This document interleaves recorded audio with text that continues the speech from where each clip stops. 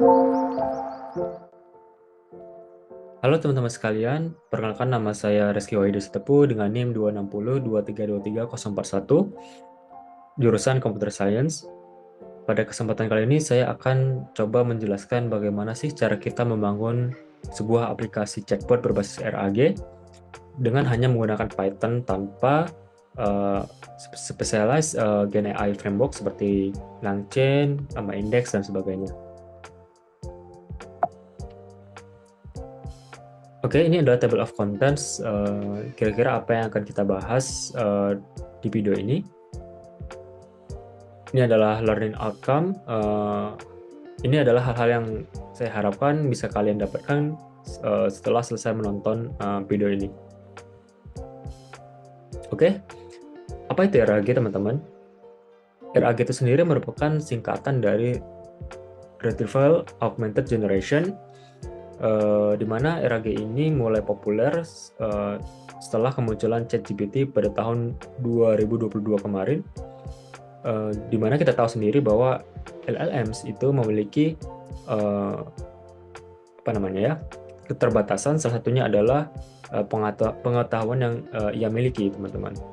Jadi pengetahuan yang dimiliki oleh LLMs itu hanya terbatas dengan dataset training yang digunakan gitu untuk melatih model tersebut. Terus bagaimana kalau misalnya kita ingin men-custom atau menambah pengetahuan yang dimiliki oleh si model? Caranya hanya ada dua, teman-teman. Yang pertama adalah training model kembali, atau yang kedua adalah menggunakan RAG ini. Nah, jadi RAG ini adalah salah satu cara yang murah untuk bisa mengcustom pengetahuan dari LLMs gitu. Oke, kenapa sih di sini saya menekankan membangun aplikasi RAG menggunakan Python saja gitu? Di sini ada beberapa hal yang sudah saya tuliskan. Yang pertama adalah kita sebutnya adalah kita reduce black box behavior, yang artinya ketika kita menggunakan framework seperti LangChain, LlamaIndex, seringkali kita tidak tahu itu under the hood gimana sih cara bekerjanya antar komponen misalnya. Kalaupun kita ingin tahu, ya kita harus deep dive into codes-nya gitu. Kita harus lihat kodenya gitu satu-satu gitu. Dan kadang itu complicated ya, benar-benar kompleks. Sehingga dengan menggunakan Python saja, karena kita membangunnya dari nol, tentunya kita pasti tahu gitu kan, gimana sih semua kode itu bekerja kayak gitu. Yang kedua adalah avoid framework lock-in. Jadi ketika kita membangun sebuah aplikasi RAG menggunakan Python tanpa menggunakan framework seperti LangChain, LlamaIndex, itu kita terhindar dari namanya framework lock-in itu tadi. Jadi kalau misalnya kita tahu kan bahwa sekarang itu di dunia AI hampir tiap hari ada paper baru, ada teknik-teknik baru, ada model-model baru, di mana ketika ada update ya seperti ini, dan kita agak susah gitu untuk bisa mengintegrasikan sesuatu yang baru ini ke framework kita, karena kita biasanya harus menunggu gitu developer dari framework ini untuk bisa mengintegrasikan teknologi baru tersebut tuh. Jadi kalau kita pakai Python itu kemungkinannya lebih kita jadi lebih mudah gitu untuk bisa mengintegrasikan teknologi-teknologi baru yang ada di dunia AI gitu. Kemudian better maintainability. Kita tahu bahwa framework ini kan masih baru ya di dunia AI. Jadi masih sering yang namanya update gitu, dan masih banyak sekali bugs yang saya rasakan ketika saya menggunakan framework ini untuk membangun sebuah aplikasi gitu. Ya, selanjutnya adalah more stability. Nah, ini ada kaitan juga dengan yang sebelumnya, karena ini framework masih baru, kita bilangnya masih immature ya, belum mature ya. Makanya saya bisa katakan bahwa ketika kita membangun aplikasi chatbot berbasis RAG ini, kalau kita ingin sampai ke tahap production ready, saya sangat menekankan untuk membangun aplikasi RAG ini ya menggunakan Python saja gitu.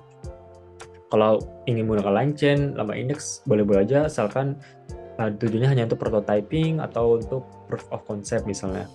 Seperti itu. Mungkin akan ada suatu tahap di mana framework ini benar-benar sudah stable gitu. Oke, kita langsung lanjut ke komponen-komponen yang ada di RAG. Kita mulai dengan dokumen loading and chunking. Apa sih itu dokumen loading? Dokumen loading simpelnya adalah kita meload dokumen-dokumen yang ingin kita gunakan nantinya sebagai knowledge base, teman-teman. Formatnya bisa bermacam ragam ya, dari mulai apa namanya database SQL, CSV, PDF, bahkan gambar gitu. Oke, selanjutnya adalah chunking.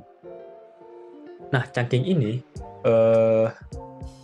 kenapa sih mungkin kita harus tahu dulu motivasi di balik kenapa kita perlu melakukan chunking. Oke, kita tahu bahwa apa namanya LMC itu bekerja nantinya ketika kita jadikan LMC ini sebagai salah satu part dari RAG, dia akan memberikan jawaban sesuai dengan konteks yang diberikan.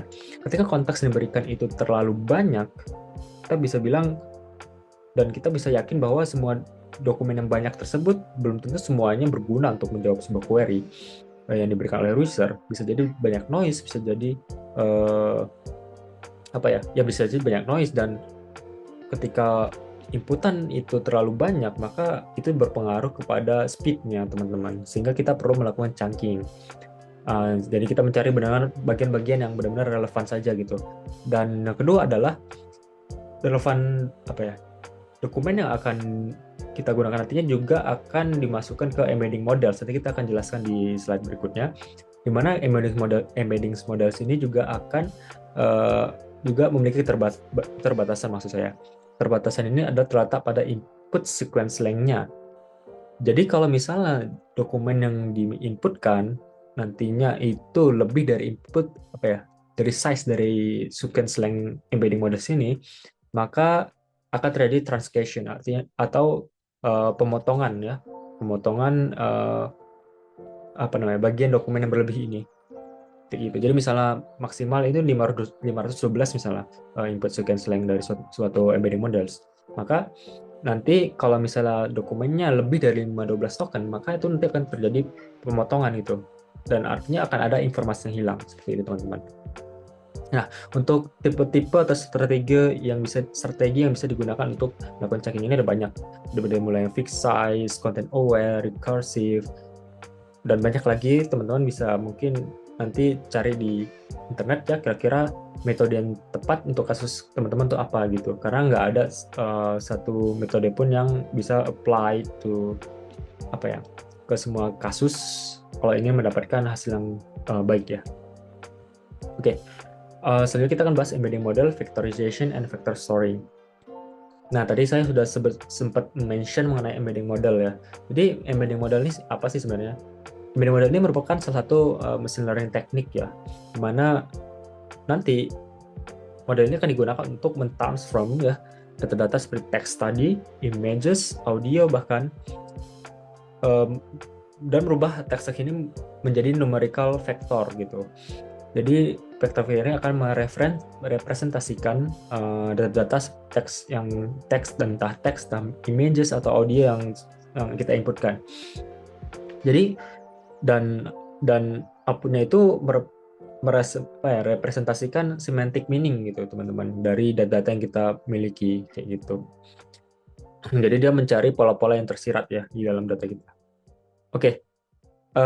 Selanjutnya ada vectorization. Tadi kita sudah jelaskan bahwa embedding model ini bakal sebagai alat ya untuk merubah data teks, atau di sini kita bisa lihat objek ya, menjadi array of numbers. Array of numbers ini adalah vektor representasi tadi.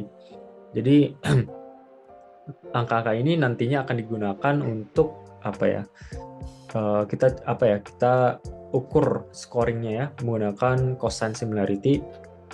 Nanti kita juga akan bahas, sehingga cosine similarity yang tinggi maka itu akan mencerminkan kemiripan dari suatu query dengan chunk yang relevan. Oke, vector storing. Vector storing ini sebenarnya gunanya untuk apa ya? Supaya kita nggak melakukan proses vektorisasi ulang ya setiap kali ada query baru. Kita nggak perlu lagi apa ya, mentransform lagi data-data yang ada di database kita ke dalam bentuk vektor. Jadi proses vektorisasinya sekali aja gitu. Setelah itu kita storing semua vektor itu ke dalam sebuah database yang disebut dengan vector database. Dan teknologinya banyak sekali, dari mulai yang dedicated seperti Kibran, Milvus, Chroma, sampai database-database yang mungkin sudah teman-teman familiar seperti Postgre.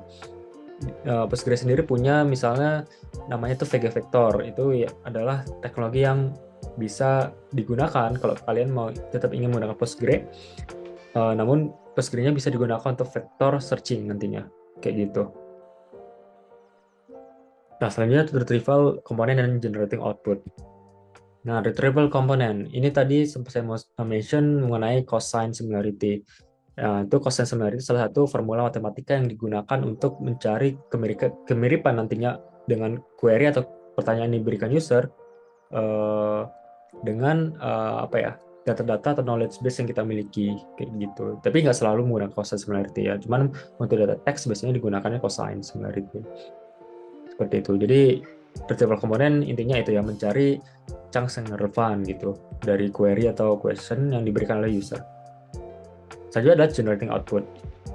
Nah, ini merupakan final step ya teman-teman. Jadi ketika nanti kita sudah meretrieve ya chunks yang apa yang mirip ya secara perhitungan kita, perhitungan cosine. Kemudian dari situ nanti kan dijadikan satu ya, jadikan satu chunk-chunk tersebut menjadi sebuah konteks gitu. Nah, konteks ini nantinya akan digunakan oleh LLMs untuk menjawab query atau pertanyaan user seperti itu. Nah, untuk modelnya sendiri itu ada banyak dari mulai yang komersial sampai yang open source. Tapi untuk kasus ini nanti saya akan demokan menggunakan model open source yaitu Llama 3.2 yang saya 3 billion parameter ya, karena kita tahu untuk menjalankan sebuah LLMs itu dibutuhkan resource yang cukup lumayan. Jadi untuk sekedar untuk demo, saya hanya menggunakan model yang kecil.